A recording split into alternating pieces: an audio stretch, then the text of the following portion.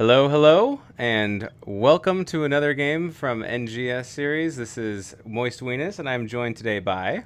Swing time.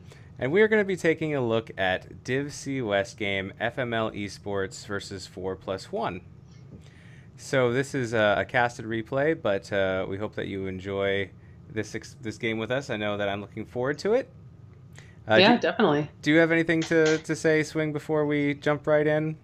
No, I'm just excited to see the game. It's too bad we weren't able to see the draft, but I'm excited to see the action. Yep. This first game we are going to be going to Infernal Shrines, and we don't have, because it's a replay, we don't have the draft, but hopefully we'll have some good analysis going in once we're there. So, all right, without further ado, here we go.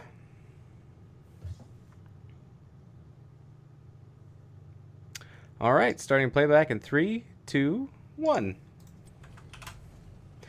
All right, thanks for joining us here on the left side team, blue for FML. We have Kendo on ETC, we have Consort on Greybane, Drink and Run 152 on Alex Straza, Snowglare on Ragnaros, and MJ Doom on Tychus.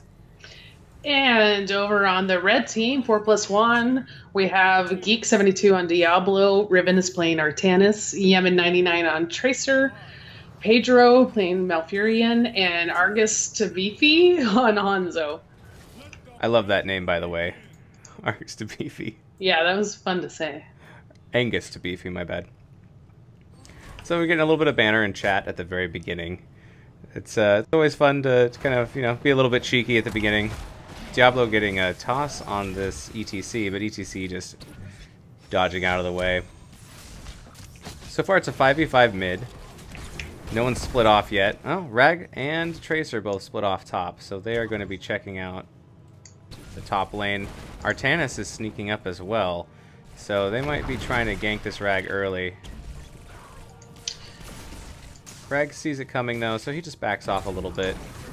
Goes back to his gate, plays it safe. He doesn't want to get swapped by that Artanis. Yeah, now Diablo's rotating down to help out Hanzo. Now finds 4 people in his lane in the bottom, but now it looks like FML is rotating back to mid. Yeah, it looks like FML is running a 4-man rotation between mid and bottom, getting all of that XP, and it seems to be working out well for them. They have a slight advantage in XP over 4+1, but the game is still early, so... Yeah, so it looks like the teams have a little bit of a different strategy with their rotations, where 4+1 is kind of holding to their lanes, and FML is doing that rotation that you were talking about. Yeah, FML eSports is going to go ahead and take this siege camp bottom. Hanzo poking at it a little bit, but he's not able to do much. Artanis is working on the siege camp for 4+1 over here. Try to get that pushing in the mid lane. ETC is soaking mid, and we still have Ragnaros and Tracer up top. And Tracer's getting the Ragnaros pretty low. Yeah, she made Ragnaros retreat a little bit, but Rag's coming right back in. See if he can hit some of those meatballs. We'll check back in then with them in a second. So it looks like 4+1 goes ahead and cleans up the camp bottom. We still have 4+1 siege camp just coming out now, and it's going to start pushing in the lane. We still have well, we don't have a 3-man formation anymore because Greymane for FML eSports has gone to take on the Bruiser camp. He's getting kind of low though. Consort has to back out. Yep, and in the top, Rag had to back. He got very low as well, so he's backing and he'll be returning for the Shrine. Shrine will start in about 15 seconds. Ragnaros now tries his luck over here on this Bruiser camp that Greymane was not able to finish up. There's a little bit of a fight coming mid. Alex Straza getting very run. Drink and Run is going to get taken out by the bomb from Tracer. And that's our first blood of the game, going over to 4+1. Yep, meanwhile, Tychus did pick up the siege camp for FML. So that siege camp here will be pushing top. It's not going to get as much value as the other lanes, just because that's also where the Shrine objective is. No one's activated it yet, though. So this might give a chance for both teams to kind of group up before they go in. It does give an advantage to 4+1 to clean up these camps that were picked up, because they don't feel a need that they have to go to the shrine right away, as FML eSports is not on the shrine collecting minions. But all 5 members of FML are now top, ready to go on that shrine, and it looks like 4+1 is just rotating up, so they'll be a little late getting on there. FML is able to kind of take over ownership of the shrine for now. Yeah, 4+1 cleaning up that camp, now going in for a direct engage fight. ETC getting very low, as well as Diablo. ETC gets taken out as Diablo retreats. Tracer getting very, very low. Ragnaros just throwing down hell on this point. Artanis going in, trying to do a little bit of poke. But it looks like Malfurion has healed people up, and they're going back in. 4+1 is chasing the Tychus. Tychus is retreating, as well as the Alexstrasza. Alexstrasza does go down. Tychus will go down. Tracer very low. Tracer's going down as well. It's a bloodletting. And there goes Ragnaros. So we have 4 members from FML eSports going down. They do lose the Tracer from 4+1, but it looks like 4+1 will be able to get a significant amount of progress on this objective, if not the whole thing. Yeah, it's going to be tough for FML to get regrouped and back on that shrine in time to get the Punisher, but let's see what they can do. Angus to Beefy was sent mid while FML was respawning just to soak some experience there. Alright, looks like everyone's ready to re-engage on this. FML still has the lead on these minions, and they have clear domination of this point for the time being. They only need 5 more. Kendo going in on the Diablo, taking too much damage, but it does secure them this Punisher. So the first Punisher is going to go over to the side of FML eSports. It's a Mortar Punisher, so it will have increased damage to Siege, but it is the first Punisher as well, so you know, it's a little bit weaker. It's pretty amazing that FML was able to get all the way back up to that shrine and still get that Punisher after losing 4 members there, but the death timers are still really low because it's early in the game. Absolutely. This Punisher is about done. Punisher goes down. 4+1 still has the advantage lead at 9.5. They're about a level ahead. They will hit 10 first at this pace, and we'll see if they try to use that to their advantage in some kind of a team fight.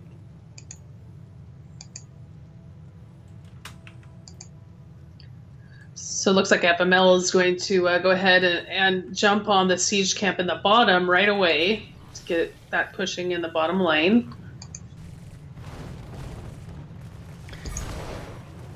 Yeah, and with that bottom tower down, they'll be able. That siege camp will be able to sit there as long as it wants, just throwing out some damage. Because that tower's gone, and so that tower can't push them back. We have Artanis going for the Bruiser camp for 4+1. It's going to pick that up. Diablo sneaking through, looking at taking some kind of a fight mid. And I feel like 4+1 might have gotten that Bruiser camp up top a little early, just because typically it's better to time that with the shrine activating, so that the other team doesn't, have a chance to just clean it up, and because that's exactly what Greymane's doing right now. He's just cleaning it right up. Yeah, I think 4+1 was looking for some kind of a team fight because they have the 10-9 advantage. We do have some ultimates coming out from them. Diablo, Apocalypse. We have Suppression Pulse from Artanis. We have Pulse Rounds from Tracer, Twilight Dream from Malfurion, and Hanzo with Dragon Arrow. Some poking going on here now.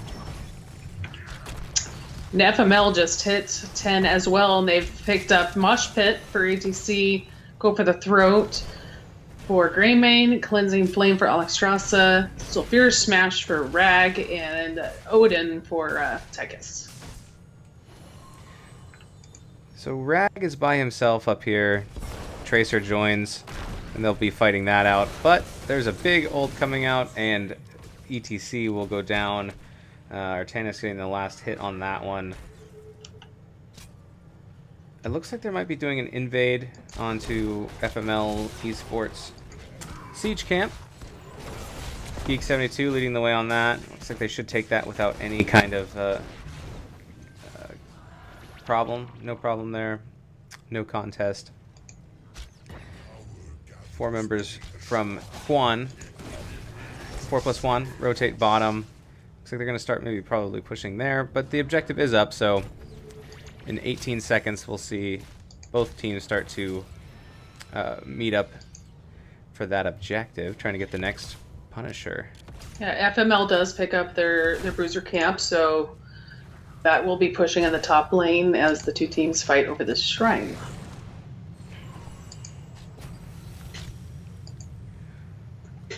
All right, both teams are going to head towards the objective. FML eSports gets there first.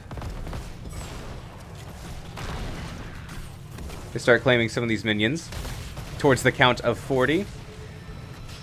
But Juan +4 comes in, and they're going to contest these as well. Epoch comes out. ETC gets a mosh. Oh, big mosh. Goes down. Couldn't hold them. Odin popped from the Tychus, putting out a lot of damage on this Tracer. Molten Core pop from Ragnaros, and Tychus goes down. Alex Straza in the air.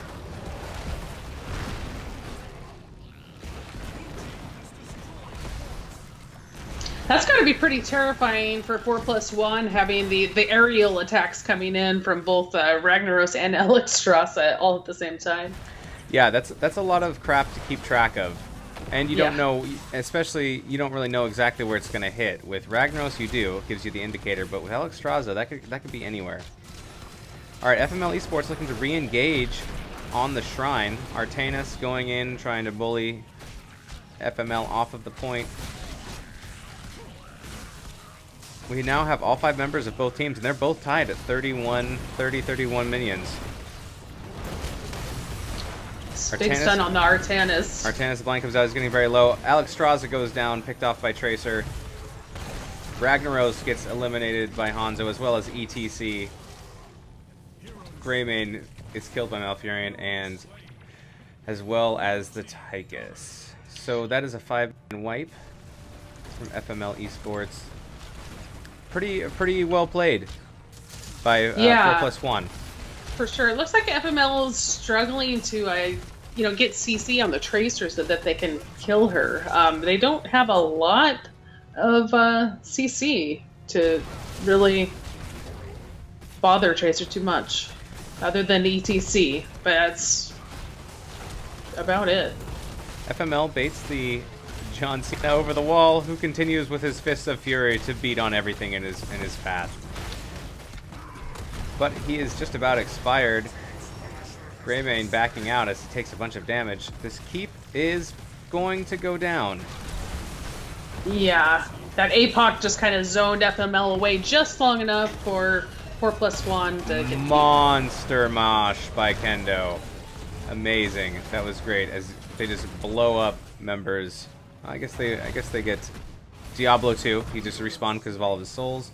Artanis goes down, Malfurion, and Diablo. So that was a 3 for none. FML did lose their keep, which is unfortunate, but they at least fought back and got some kills. They are down the talent tier, 14-16. Yeah, I get the feeling that that's the combo that FML has kind of been waiting to showcase all game long, and it all kind of finally came together there with that, starting with that 4-man mosh from Kendo. Yeah, great mosh. If they can pull that off again, they'll probably be able to turn the tide of a fight that involves anything with a 4-man mosh, because that was beautiful. Well, that and Odin being pocked. I mean, it's just that's a lot of damage they're able to put out on, completely vulnerable targets there. So it's a really nice fight. On the side of FML eSports, the majority of the damage is coming out from Ragnaros. Tychus has decent numbers as well. Ragnaros has 25k. And then from 4+1, it looks like Hanzo is putting out the majority of the damage over there, followed up by Artanis, who can do a lot of damage as well. Looks like we're getting a camp invade from 4+1 onto FML's Bruiser camp, and they will take that. Tracer playing the pokey, annoying fly that she is. Yemen99 putting in constant damage, and that Ragnaros gets separated and taken out. Get the ult from Alexstrasza, but won't be enough to save Ragnaros. Yeah, Rag just got flipped and pushed into the middle of 4+1. There was just no escaping that for him.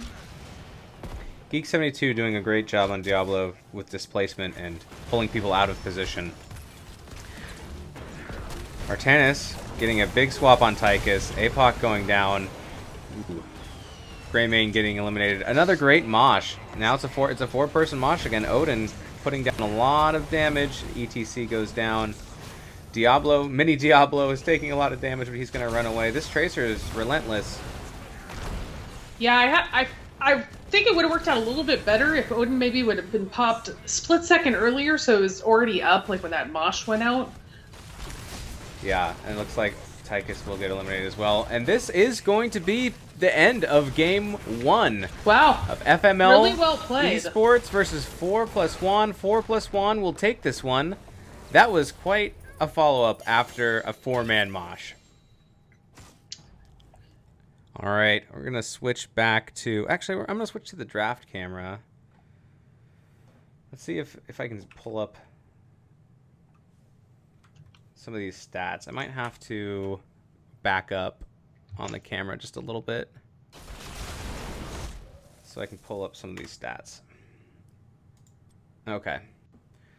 All right, it looks like we can see everything over there. Okay, so looking at these endgame stats, the Hanzo has put out a lot of hero damage as well as Tychus.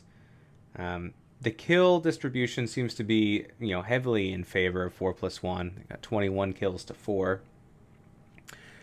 What do you think was FML eSports' difficulty with securing kills this game? Well, kind of what I was seeing was Tracer and Hanzo just kind of, being able to rein in the damage without really ever being in danger from FML.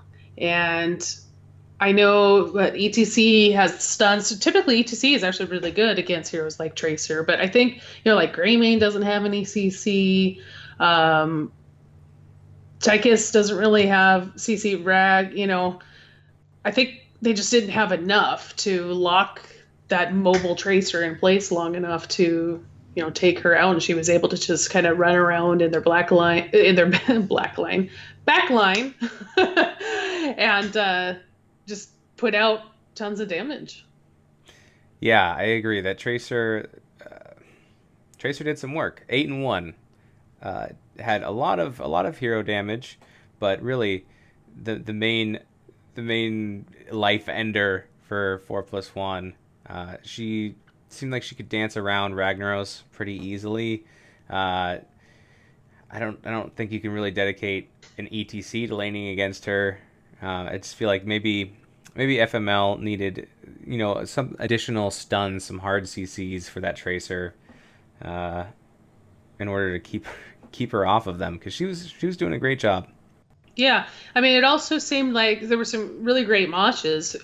A couple 3-man moshes. There was a 4-man mosh, but it didn't seem like FML had enough follow up to really make use of those. When the Tychus was, out in Odin, that was great. But I noticed with one of the mosh pits, the Tychus kind of reacted after the mosh pit went out, and that wasted a little bit of time when the heroes were vulnerable, and they maybe didn't get as much damage out as they wanted right there. But I mean, it's hard to time things like that perfectly, because ETC is looking for a mosh, and he doesn't know exactly when he's going to go in until he finally sees everybody bunch up the way he wants. So it's kind of hard to coordinate that.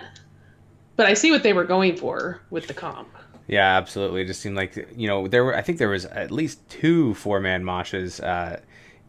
it seems like if there was maybe some more AoE damage that you could just throw on everybody when they're all being moshed, that would be great. I think they were also planning on using Alex Straza to drop bombs on them while they were being moshed, and it seemed like a lot of the time Alex Straza had to use her ultimate to escape or to try to heal somebody kind of out of order, so like it wasn't available when Mosh was up.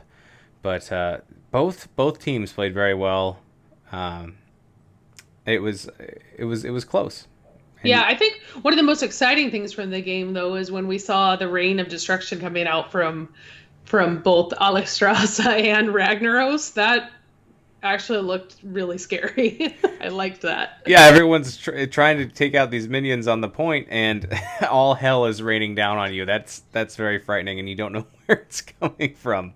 Yeah, exactly. But yeah, interesting. I'm kind of surprised the 21-4 kill differential there. But we will see what happens in game two. I can't wait. Yeah, we're gonna go to game two next. We're gonna split this into two videos. So we will be coming back to this on Swing. Will be running the camera, and I will just be sitting here on my butt saying dumb things. So we will be back in just a minute with game two.